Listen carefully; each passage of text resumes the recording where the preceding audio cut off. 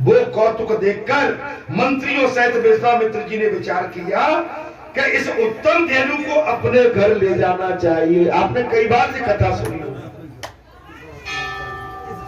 उत्तम गौ को अपने घर ले जाना चाहिए।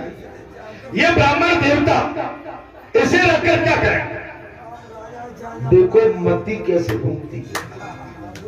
एक विश्वामित्र त्यागी, महात्यागी, महाराज वेदों का माने आदर सम्मान, ब्राह्मणों का आदर सम्मान करने वाले, लेकिन वशिष्ठ जी की जो आपकी महाराज कामधेनु जो नंदिनी गाय थी, उसका चमत्कार देखकर बोले कि इसका एक ब्राह्मण के घर क्या रखा। जी ने कहा मुनि श्रेष्ठ, ये गौ मुझे दे दो, ये गौ मुझे दे दो। इसके मूल्य के रूप में आपको उत्तम रथ, हाथी, घोड़े तथा अन्य मनोवांछित पदार्थ में देने को तैयार हो, लेकिन ये गौ मुझे दे। वशिष्ठ जी ने कहा राजन, ये समस्त कामनाओं को पूर्ण करने वाली हमारी होम धेनु है। होम धेनु घर को चलाने वाला, अर्थात ब्राह्मणों के लिए साधारण गौ का विक्रय भी अनुचित है, और ब्राह्मणों के लिए तो गौ दान की हुई अगर उसका विक्रय भी करते वो भी अनुचित है।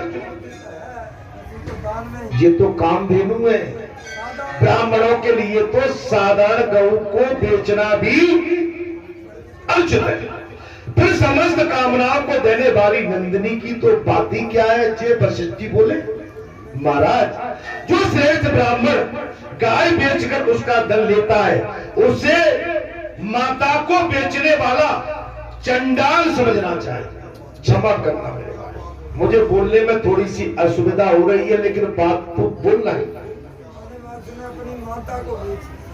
अगर कोई भी साधारण ब्राह्मण अगर अपनी गौ को बेचता है तो माता के बेचने के समान चंडाल समझना चाहिए। इसलिए हे मामते, ये नंदिनी तो मैं आपको नहीं दूंगा। मेरे बाबा वशिष्ठ जी ने साफ कह दिया, जी कामधेनु नंदिनी गाय नहीं दूंगा। विश्वामित्र बोले मुनिवर, इस पृथ्वी पर जो कुछ भी रतन भूत पदार्थ है वो सब राजाओं का धन है।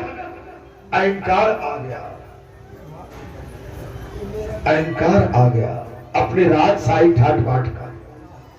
और एक मुनि वशिष्ठ श्रेष्ठ बोले मुनिवर, ये सूर्य सृष्टि में मृत्युलोक में जो भी धन था, जो पशु पक्षी जो भी है, उस पर पूरा अधिकार राजा का और राजा का धन है। ऐसा नीतिक विचार करके अतः ये रतन भूता नंदिनी गाय मेरे द्वारा बलपूर्वक ली जा सकती है। दोष भी दे, राजी से नहीं दोगे तो मैं छीन के ले जाऊंगा। विश्वामित्र बोले, इतना कहकर उन्होंने नंदिनी को बलपूर्वक ले जाने की आज्ञा अपने सेवकों को दे दी और उनके अनुचर नंदिनी को डंडे से पीटते हुए ले जाने लगे। उनके सेवक कामधेनु नंदिनी गाय को डंडे से पीटते हुए ले जाने के लिए उत्साहित हो गए। तब नंदिनी ने वशिष्ठ जी से पूछा, मुनिवर क्या आपने मुझे इनको दे दिया? कामधेनु गाय ने पूछा, नंदिनी ने पूछा, कथा में आनंद आ रहा हो तो कहूं? गौ माता ने कहा, मुनिवर क्या आपने मुझे इनको दे दिया? जो ये मालिक की बात मुझे बलपूर्वक ले जाना चाहती है, जो मालिक की भांति मुझे बलपूर्वक ले जाना चाहते हैं। तब वशिष्ठ जी ने उत्तर दिया, नहीं, मैं अपने प्राणों पर संकट आ जाए तो भी तुम्हें त्याग नहीं सकता। वशिष्ठ जी ने साफ कह दिया, ए नंदिनी, मेरे प्राणों पर भी संकट आ जाए तो मैं तुम्हें त्याग नहीं सकता। ये लोग अन्यायपूर्वक तुम्हें ले जाना चाहते हैं, तुम स्वयं ही इनकी आत्मरक्षा करो। इतना सुनकर नंदिनी ने क्रोध पूर्वक हुंकार किया। हुंकार करते ही उसके शरीर से असंख्य मनेक्ष सेना प्रकट हो गई।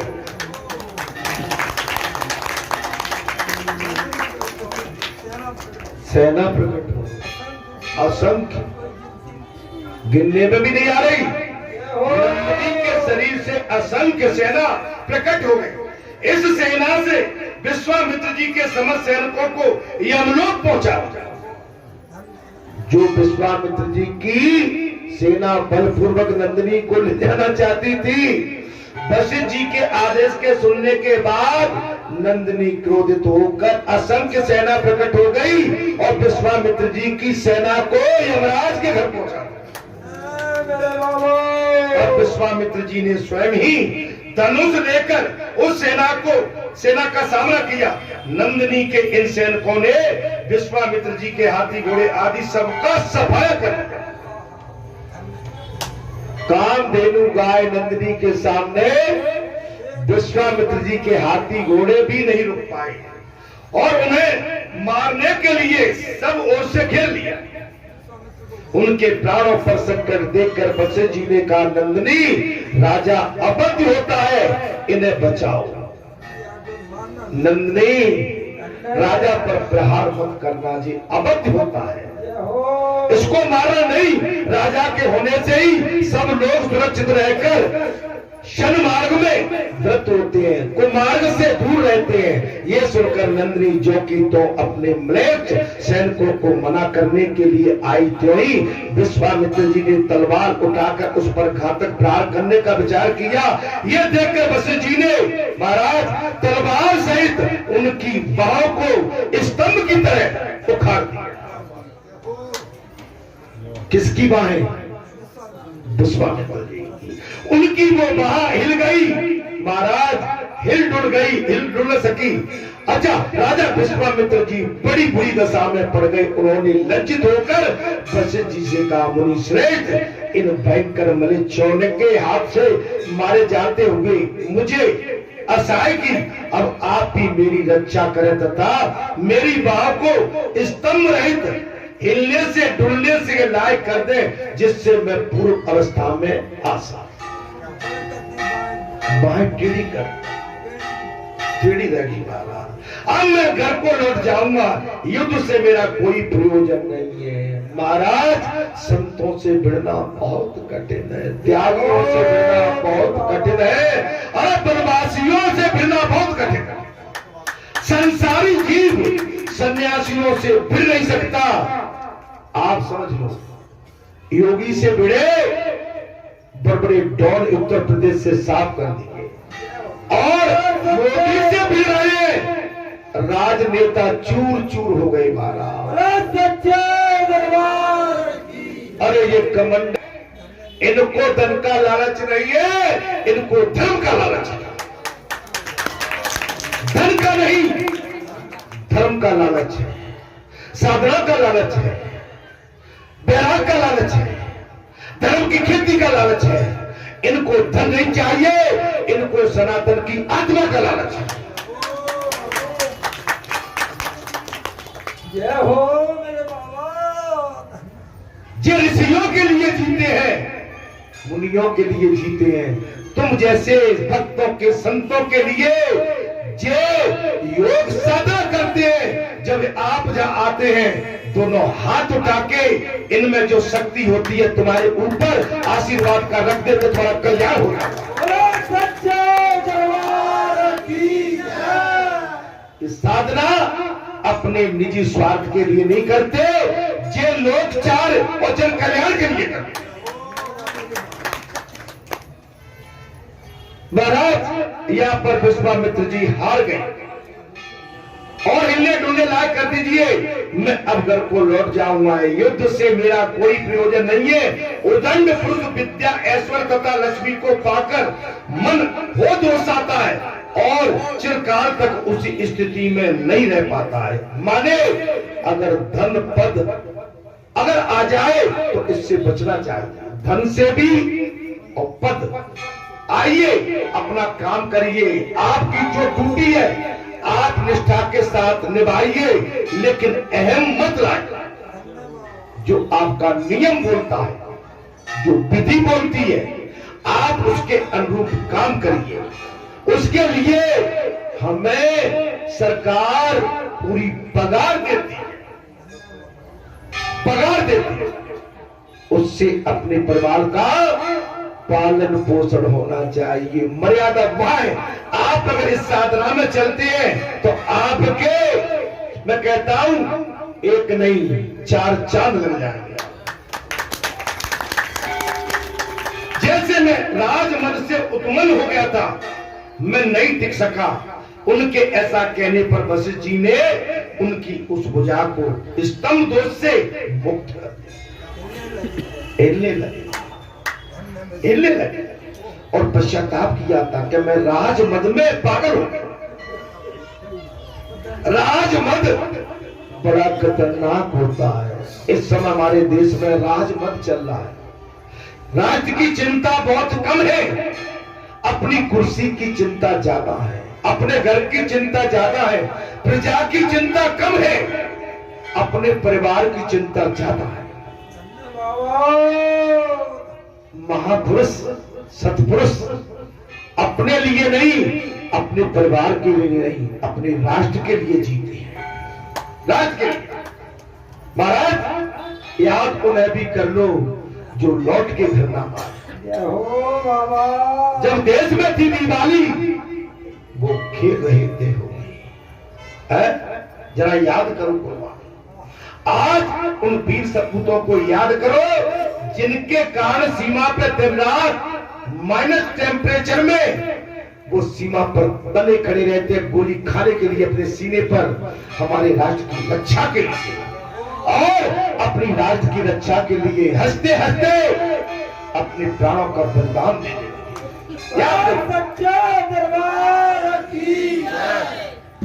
याद करिए, अगर हम यहाँ कुछ सीख के जाएंगे तो इतना सीख जाओ कि इस राष्ट्र के लिए आपके शरीर की अंदर जो खून है, अगर एक बूंद भी बचे वो भी उसके काम में आ राष्ट्र के। राजन जाओ, मैंने तुम्हारी बात ठीक कर दी। मैं कुछ अलग अलग बोल जाता हूं कभी कभी।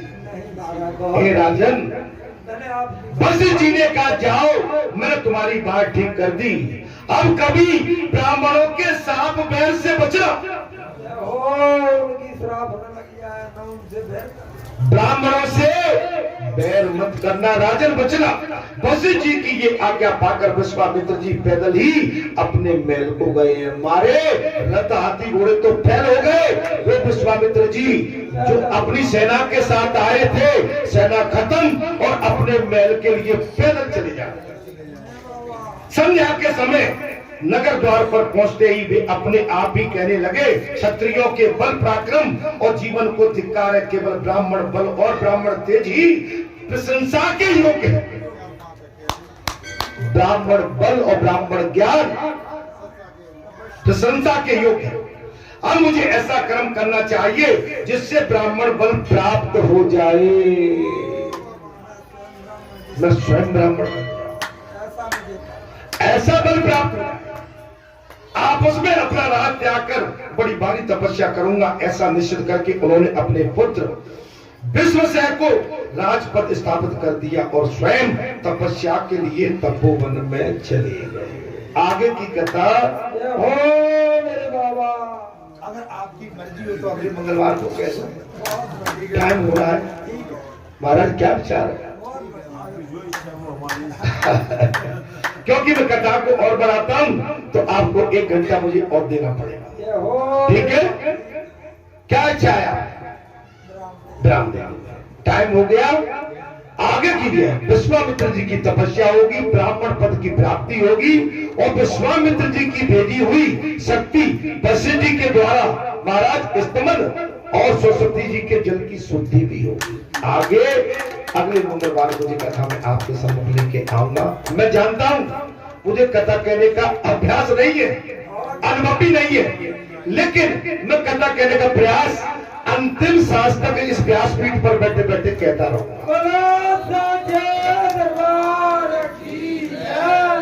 कथा में आनंद आए तभी कथा का स्वार समझ में आता है।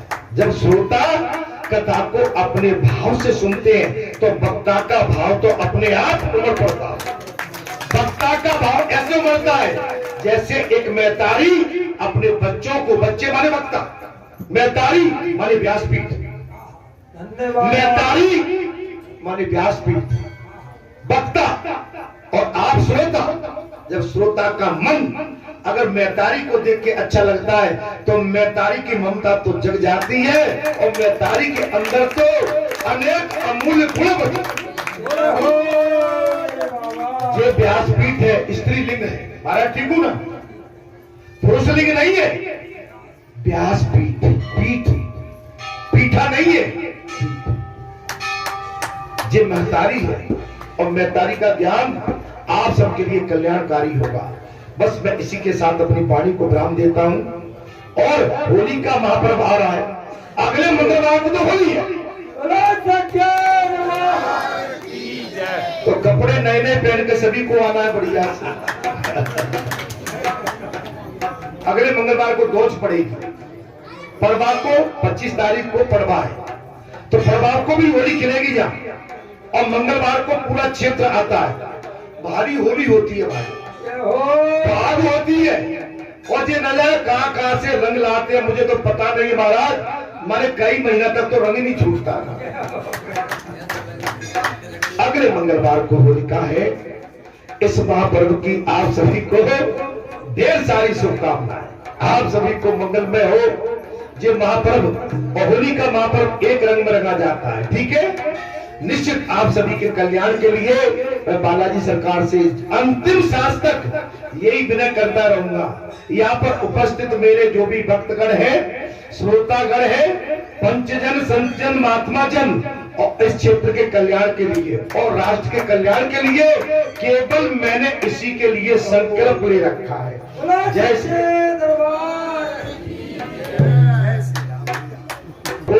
तो भैया उससे बड़ी फोटो कुछ हो ही नहीं सकती। बोला तेरी